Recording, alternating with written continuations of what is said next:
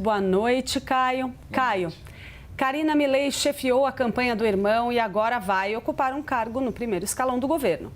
A nomeação dela é um sinal de lealdade ou isso representa um retrocesso para o país? Muito boa noite, Clarissa. Boa noite, Zé. Boa noite à nossa audiência. Olha, a resposta é sim para as duas alternativas. Logicamente, um sinal de lealdade, mas também um retrocesso. Eu sou contra nepotismo. Obviamente, a gente consegue justificar uma série de situações de exceção, inclusive com argumentação legal. Pegando aqui a justificativa do Javier Milei, ele disse que o decreto violava uma garantia constitucional dele, que prevê a livre nomeação com base no princípio da idoneidade.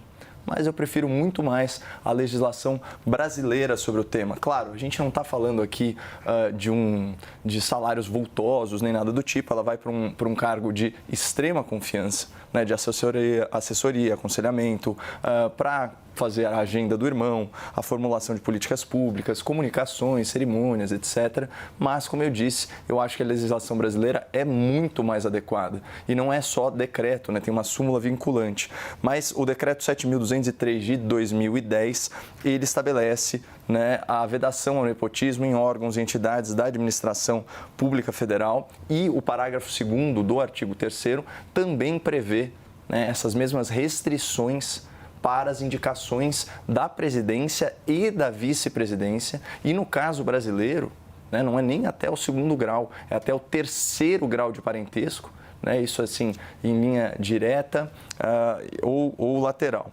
A súmula vinculante número 13, por sua vez, ela veda a nomeação de cônjuge, de companheiro ou parente em linha reta, colateral ou por afinidade.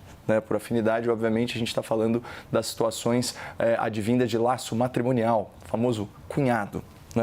Bom, isso viola a Constituição e faz todo sentido, Não à toa, isso é o Supremo Tribunal Federal dando uma interpretação óbvia, Você vai ferir aí o princípio da impessoalidade, principalmente, que é a imparcialidade no exercício do interesse público e talvez da moralidade, sem falar numa questão de isonomia, porque muitas vezes isso pode afetar a igualdade de todos perante a lei, e um favorecimento por laço consanguíneo ou, como eu disse aqui, de afinidade. Bom, dito isso, também gostaria de pontuar que, embora seja, vamos dizer assim, deletério, eu acho que uma democracia mais saudável, pelo menos aqui no Brasil, o nepotismo, ele não é crime, ele não corre na esfera penal, ele é um caso de improbidade administrativa, Então, você vai ter aí como sanções perda do cargo, suspensão de direitos políticos, até, de repente, proibição de contratar, com órgãos públicos, mas, infelizmente, numa revisão recente da lei, tudo isso pode ser convertido em multa e muitas vezes o funcionário do órgão público, o agente público, ele pode continuar exercendo a sua função.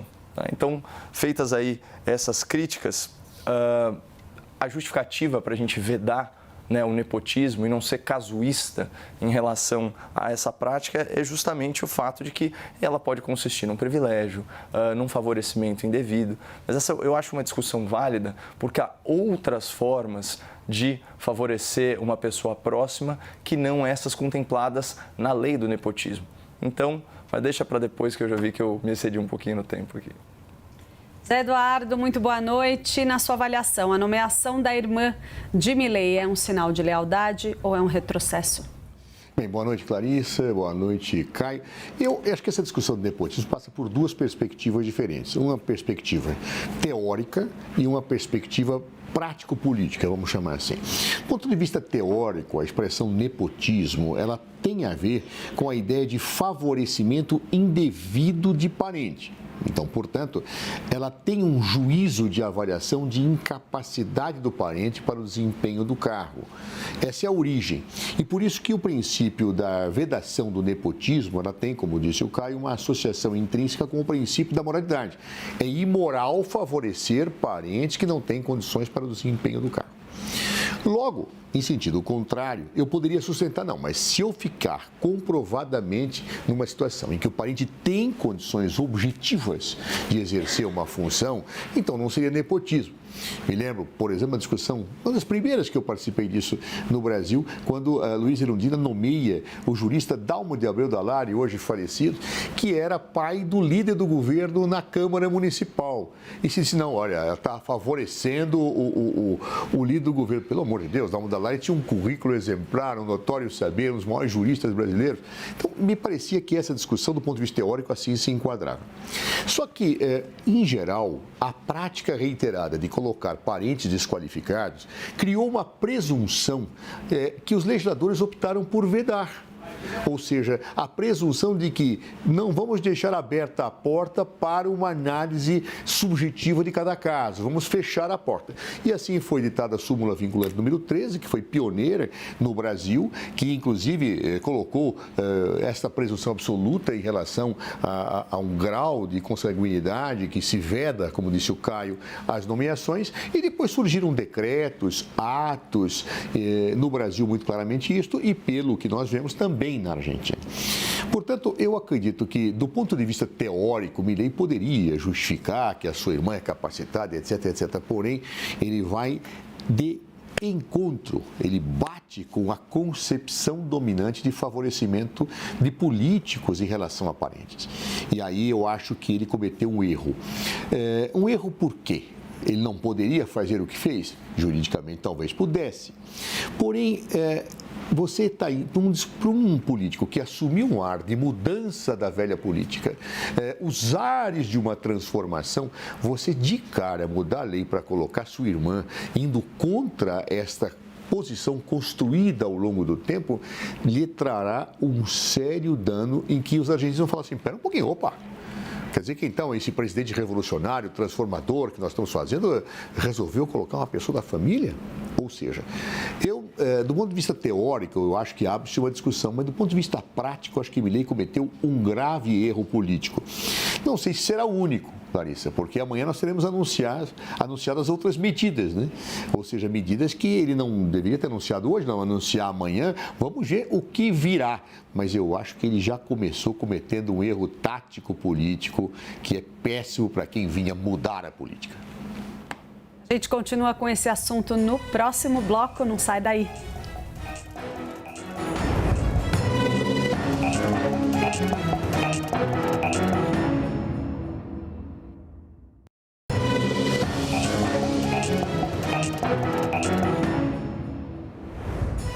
Estamos de volta com o debate entre os comentaristas Caio Coppola e José Eduardo Cardoso. Dessa vez eu começo com Zé Eduardo. Zé Eduardo, em sua primeira ação como presidente, Milei reduziu o número de ministérios de 18 para 9. Essa medida pode ajudar a Argentina a sair dessa crise? Clarice, é muito difícil dizer. Eu precisaria ver direitinho as consequências da redução desses ministérios. No Brasil, eu diria a você, praticamente nenhuma. Por quê? O que gera despesas são cargos públicos. Cargos públicos é que, ao serem providos, eles acabam gerando salários, etc. Os ministérios são forma de organizações de cargos. Eu reduzir ministérios pura e simplesmente sem eliminar as despesas, eu vou ter uma coisinha ou outra reduzida, mas é praticamente nada. Isso são atos que simbolicamente podem parecer, puxa, olha, enxugamento da máquina. Nenhuma. Muitas vezes não há enxugamento algum com a redução de ministérios. Mais que isso, se eu conseguir desestruturar a máquina administrativa sob esse pretexto, eu tenho mais consequências nefastas do que positivas. Fala-se muito da liberdade, e a liberdade é importante, ela é sempre importante, é um valor importante, mas a liberdade sempre tem um balanceamento com a igualdade, ou seja, eu não posso ser livre para tratar desigualmente as pessoas, nem posso ser igualitário a ponto de suprimir a liberdade. Este equilíbrio, que é o que deve caracterizar os chamados estados sociais, um equilíbrio entre liberdade e e igualdade é um equilíbrio difícil de ser feito. Se eu desativar unidades administrativas, por exemplo, que desenvolvem programas sociais, que combatem a miséria, etc., a pretexto de reduzir despesas, eu trago desequilíbrio. Então, é muito delicado mexer numa estrutura administrativa. Se você me perguntar, bom, o Milei acertou ou errou, eu teria que fazer um estudo da estrutura administrativa argentina, o que infelizmente eu não tenho na cabeça. Mas posso dizer que possivelmente ele está trabalhando com símbolos que podem ser nocivos no segundo momento. Não poucos governos extinguem estruturas administrativas e depois as recriam, pelas mais diversas razões. Às vezes de governabilidade, às vezes não. Às vezes é porque eu preciso de uma estrutura administrativa para atender uma política essencial do Estado. Ou seja, esta visão do enxugamento a qualquer preço, às vezes, não é enxugamento coisa nenhuma, é aquilo que nós falamos no Brasil para inglês ver, porque as despesas não diminuem. Segundo, às vezes diminuir despesas pode trazer consequências sociais gravíssimas, quando erro a mão na política desse, abre aspas, enxugamento de estruturas administrativas. Portanto, eu não saberia dizer, Clarissa, se ele acerta ou erra. O meu cheiro, o meu feeling, quando essas coisas são feitas dentro dessas visões, é que são completamente equivocadas. Mas eu, para dar um juízo de valor sobre isso, teria que examinar a estrutura, a administração da administração pública argentina, vendo com cuidado o que ele fez, o que ele deixou de fazer, o que infelizmente não tive até o momento a oportunidade de fazer.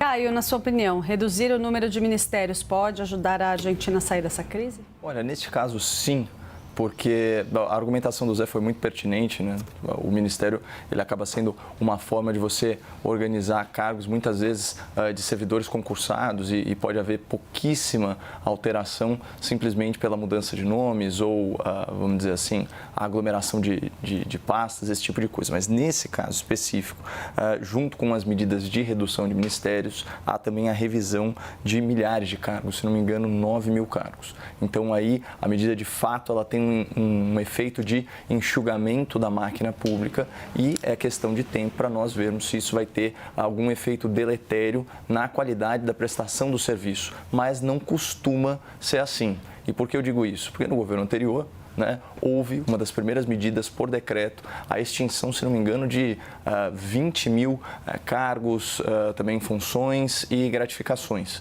E nem por isso houve um impacto negativo na qualidade da prestação do serviço público e da administração federal. Só para o nosso espectador ter uma ideia, né, da dimensão da máquina pública aqui do Brasil, com certeza o Zé Eduardo entende muito mais, né, e eu também entendo mais do Brasil do que da Argentina. A gente está falando aqui na estrutura, né, a partir de um levantamento da própria CNN, são 28 mil nomeações aí à disposição da Presidência da República e seus ministérios, afastadas as autarquias e as estatais. Então, imagine assim, a quantidade de pessoas, né, para fazer a coisa andar ou à disposição, né, de nomeação. Alguns desses cargos não são nem preenchidos, principalmente as gratificações, que às vezes são num valor muito pequeno. Agora, da mesma forma que pode ser perigoso você enxugar demais a máquina, certamente você inchar a máquina tem consequências, né? E, via de regra, também aumenta o custo, né? A gente está atravessando um governo que saltou o número de ministérios de 23 para 38. E isso, assim, à luz do dia, é noticiado pela imprensa que foi feito para ampliar a base de apoio do governo no Congresso, incluindo aqueles parlamentares fisiológicos do chamado Centrão. Então, não é raro a gente ver notícias de que apoio político é adquirido, né, utilizando cargos no executivo como moeda de troca. Teve agora um exemplo recente de uma troca abrupta na direção da Caixa Econômica Federal para atender a pedidos do presidente da Câmara, né, e assim agilizar votações que visam o aumento de arrecadação, ou seja, o aumento da carga tributária. Então, a gente está vendo, mais uma vez, Congresso e governo atuando aí de forma bem próxima, né, para atender quais interesses? Os interesses públicos, não necessariamente. Agendas partidárias e até agendas de natureza pessoal, né, de indicação de cargos dentro da estrutura. E isso realmente a gente gostaria de não ver, né? Então, são duas situações que, no seu extremo, podem prejudicar muito o funcionamento de uma democracia. Uma, né, o enxugamento excessivo da máquina, como o Zé falou, que, em última análise, cortes orçamentários que podem, sim, prejudicar políticas públicas, embora a gente saiba que a situação na Argentina é calamitosa e talvez isso realmente ocorra. Só que, do outro lado, você tem, em nome de uma suposta governabilidade, você tem o loteamento político do poder executivo, né? E, obviamente, isso não reflete os melhores padrões de administração pública.